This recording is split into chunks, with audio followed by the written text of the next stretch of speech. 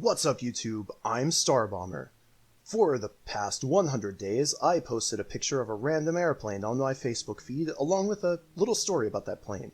Today, I want to continue plane posting in a new format, and I've been saving a few aircraft for this very occasion. The Century series, a series of aircraft from F-100 to F-107 or so, and we're starting with the first plane in the series, the first U.S. fighter to go supersonic, and the first second-generation jet fighter, the North American F-100 Super Sabre. In 1951, North American was looking to improve the design of the F-86 Sabre, and they were looking to iterate further on the successful design.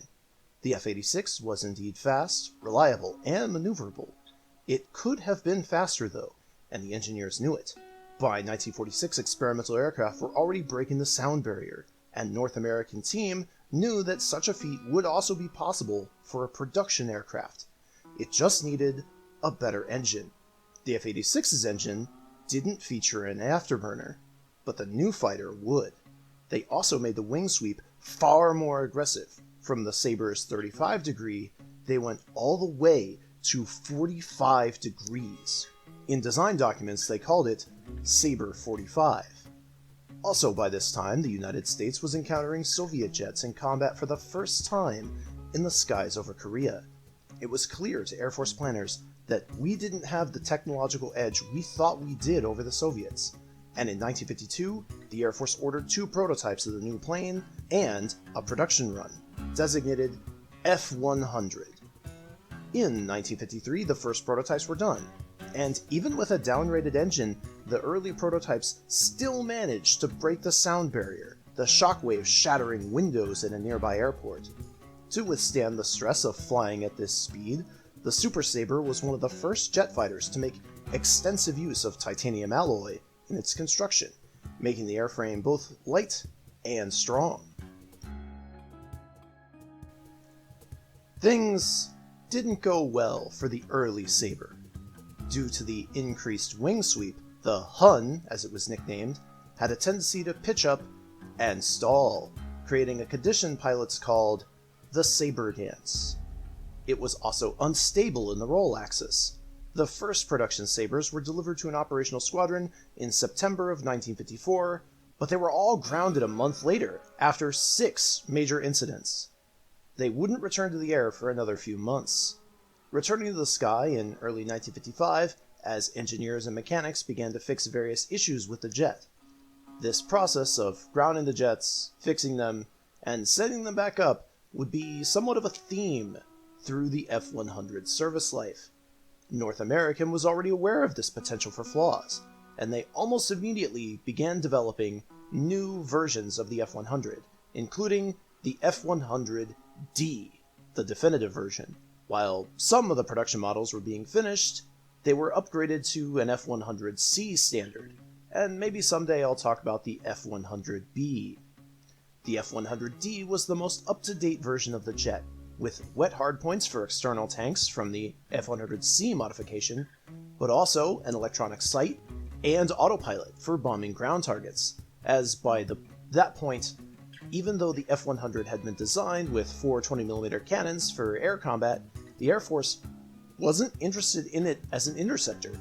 They'd pushed it into service early because the F-84 Thunderstreak program was already behind schedule, and the F-84 was supposed to fill the role of a fast nuclear strike bomber. The F-100 took on that role. By 1956, the F-100D was beginning to enter service, and the C models were also. In March of 1958, the Air Force demonstrated the ability to boost launch an F-100D with a rocket and rail system assisting the launch.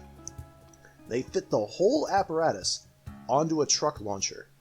This was intended for rapid nuclear strikes. Imagine a cruise missile launcher, but instead of a cruise missile, it launches an entire jet fighter. During the launch process, the pilot experienced a staggering 4 Gs. After delivering their payload, they were expected to either find a friendly airfield somewhere or eject. Remember, at this point, the F-100 is still a strike bomber.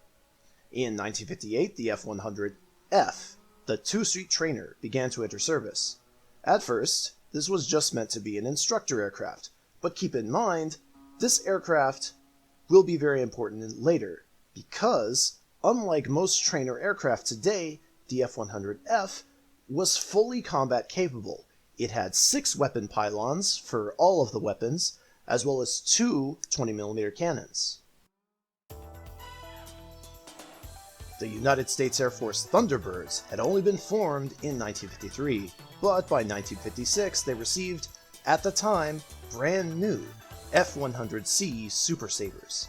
These aircraft were far faster than the F-84 Thunderstreaks that the team had flown before, but that also meant that certain routines couldn't be done, as the new jet just didn't have the turning capability at low speed. To wow crowds with the F-100, the Thunderbirds relied on its insane speed and its quick takeoff capabilities. And when air bosses allowed it, they would also do supersonic passes, though this practice came to an end when the FAA banned supersonic travel over populated areas.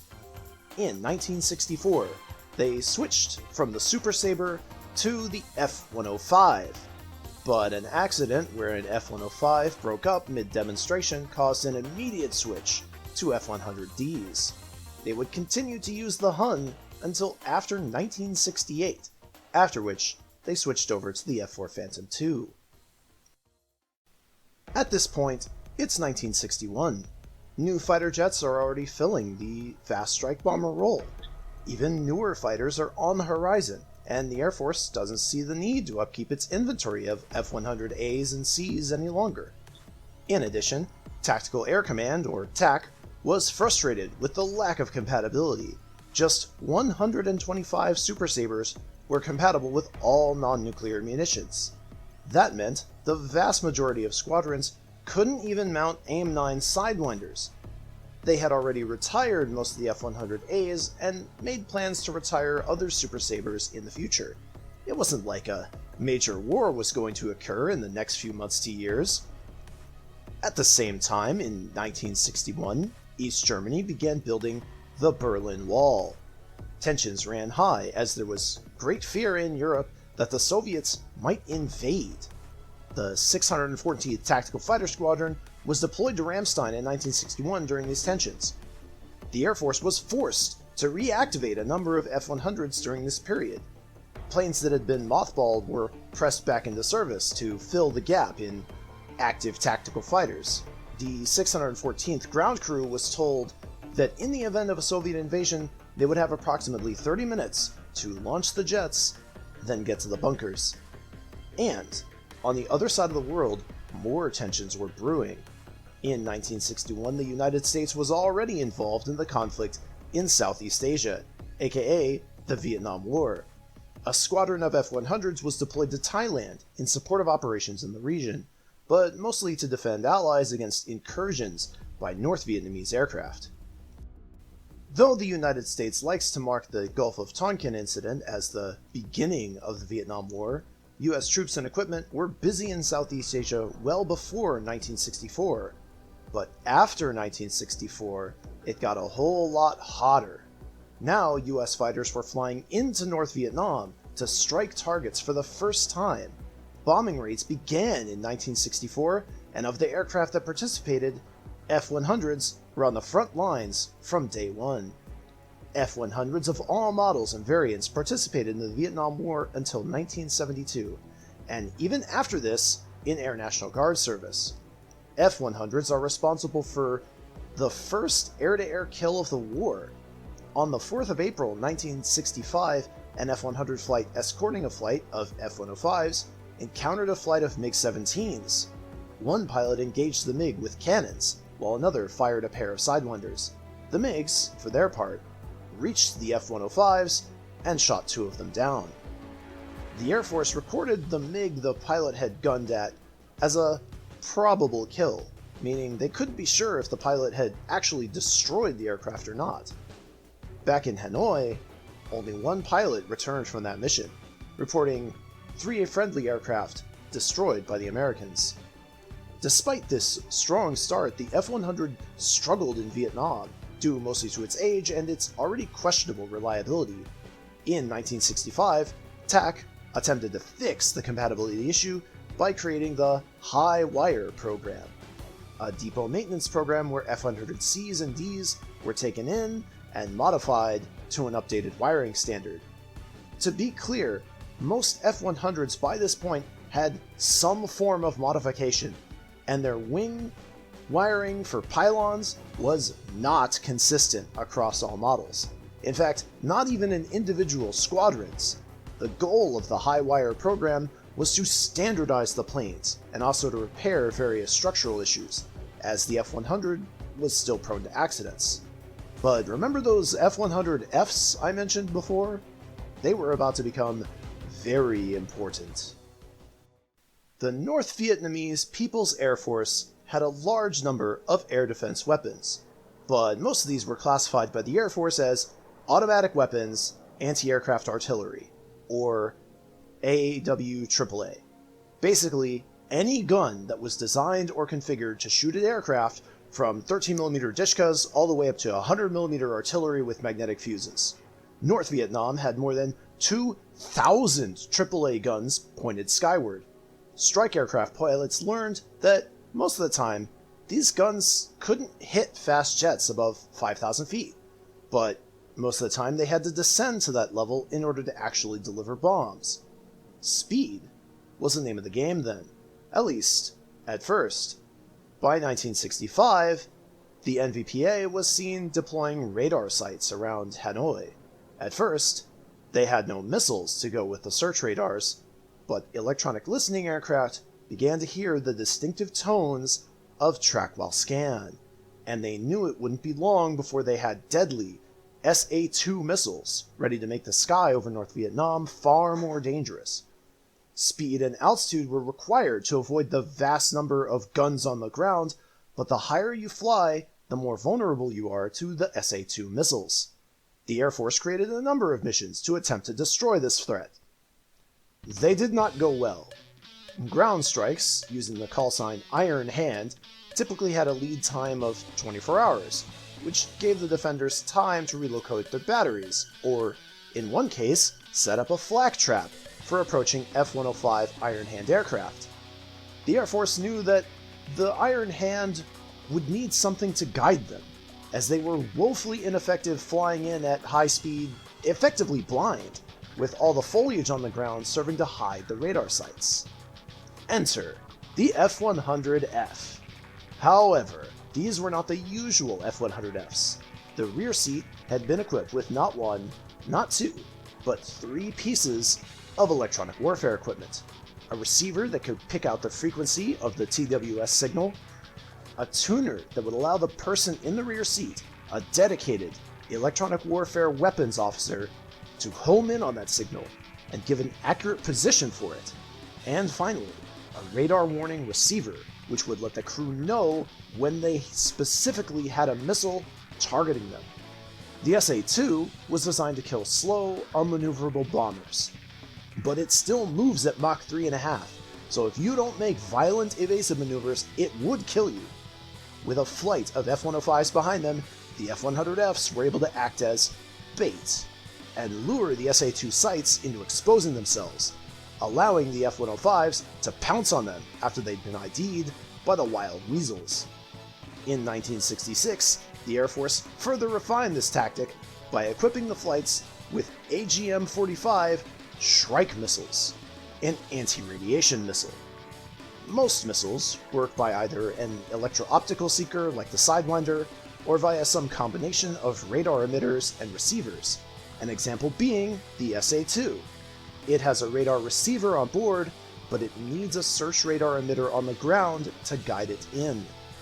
Anti-radiation missiles home in on strong electromagnetic signals, like jamming. The SA-2 had a quirk where it would home in on jamming signals, which meant simply flying jammers at SA-2 sites to blind them wasn't an option. In the case of the AGM-45, the powerful sweep of the Fansong TWS radar that the SA-2 used for tracking were the homing guide that led it to its target. The first few times these weapons were used, the US pilots were firing into dense ground fog, so they didn't see the missile's impact. But the F-100 pilots noticed that the radar mysteriously stopped broadcasting sometime after they'd launched their missile. They concluded that the missile had hit its target and destroyed it. As the US pilots got better at using the strike, the NVPA got better at countering it. They were able to switch off their radars as they saw pilots launch missiles. A US officer recommended putting white phosphorus inside the strikes. That way they would act as a beacon to guide in other bombers. But that would have to wait for 1967. At the end of 1966, the F-100s went home, and F-4s took their place. But they would use the same tactics laid down by the original Super Sabre WILD WEASELs. The United States also exported the F-100 to other countries. France was the first to receive F-100s all the way back in 1958. These aircraft would fight in the Algerian War in 1962. Denmark too received F-100s in 1959 up until 1961. Two of these planes would be sold to Turkey, along with a few more planes from America. In Turkish service, they would take part in the invasion of Cyprus, as well as other operations, including being shot down by Iraqi Mirage F-1EQs. Outside of the US, the F-100 experienced the same troubles it had in US service, and they were all eventually retired. A few of them were sold to Taiwan in 1959, and these Taiwanese F-100s would tangle with Chinese fighter jets numerous times. The US even lent Taiwan the Slick Chick RF-100, modified for photo reconnaissance, though Taiwan would never fly them over Chinese airspace. Their photographs were of dubious quality, and they required 100 hours of maintenance for every hour of flight. By 1960, the Taiwanese had returned all of the RF-100s. As a supersonic jet, the F-100 was not very advanced. It was still the early days of jet fighters. And yet, in a way, the F-100 was rushed into service, and it shows. The F-100 was planned to be retired early, but the Air Force had a sudden need for a bunch of fighter jets, and replacements weren't forthcoming, so they adapted and improvised. Individual units were faced with numerous new weapon systems, and created a headache for the future Air Force with a huge number of field modifications that had to be fixed with a depot maintenance program. After their use as combat aircraft had been worn out, many F-100s were converted into unmanned drones, mostly used as target aircraft for missiles. A number of F-100s do still survive to this day, most of them as museum pieces. A testament to the march of time, the F-100 went obsolete in just about 15 years, and over that time it was reactivated and modified over and over because the Air Force didn't have an alternative in sufficient numbers until at least the mid-70s. And that's pretty much it for the F-100. Thanks for watching. If you've made it this far, thank you. I've put all the links to all the information I use in the description of the video. I started this habit of plane posting to basically keep myself sane, and I want to thank all of you for coming with me on this journey. And if you're new to the journey, welcome. I plan on doing more of this in the future. Until then, take care. I'll see you in the blue skies. Next time on Plane Posting.